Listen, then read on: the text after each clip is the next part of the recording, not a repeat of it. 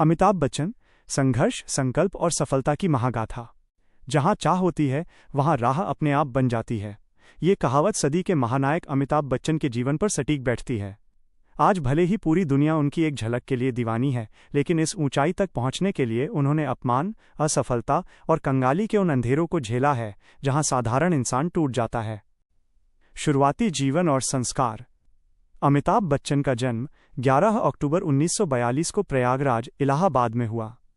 उन्हें विरासत में दो महान व्यक्तित्व मिले। पिता डॉक्टर हरिवंश राय बच्चन, जो अपनी कविताओं से शब्दों में जान फूंक देते थे, और माता तेजी बच्चन, जिन्होंने उन्हें अनुशासन और आत्मविश्वास सिखाया। बचपन में शर्मीले स्वभाव के अमित को देखकर कोई नहीं कह सकता था कि वह भविष्य में अपनी आवाज से करोड़ों लोगों पर राज करेंगे। सपनों की शुरुआत और पहला झटका। शेरवुड कॉलेज और किरोड़ीमल कॉलेज से शिक्षा पूरी करने के बाद अमिताभ अपना सपना पूरा करने आकाशवाणी, रेडियो पहुंचे।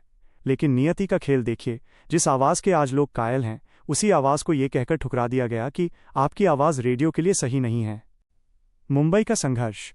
जब समंदर किनारे रातें गुजरीं, 1969 में अमिताभ सिर्फ 200 रुपये लेकर सपनों की नगरी मुंबई आए। न कोई गॉडफादर था, न कोई पहचान।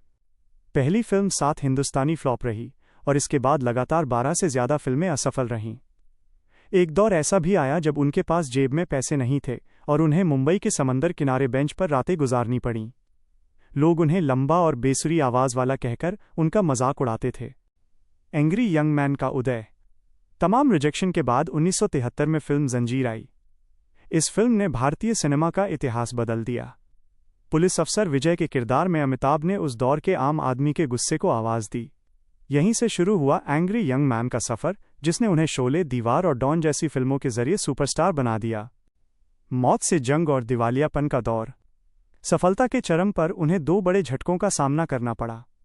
एक, कुली का हादसा 1982। फिल्म की शूटिंग के दौरान उन्हें ऐसी चोट लगी कि डॉक्टरों ने हाथ खड़े कर दिए थे। पूरा देश उनके लिए दुआएं मांग रहा था और आखिरकार वो मौत को मात देकर लौटे। 2, आर्थिक संकट। 90 के दशक में उनकी कंपनी ABCL डूब गई। उन पर 90 करोड़ रुपए का कर्ज चढ़ गया और उनके घर की नीलामी की नौबत आ गई। 60 साल की उम्र में लोग कहने लगे कि अमिताभ का दौर खत्म हो चुका है।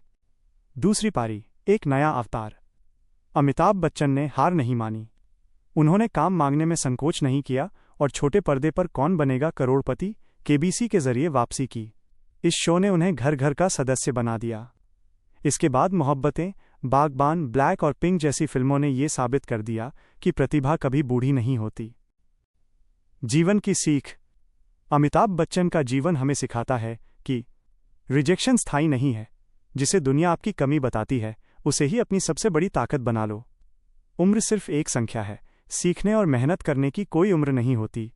धैर्य ही सफलता की कुंजी है। गिरना बुरा नहीं है, गिरकर न उठना हार है।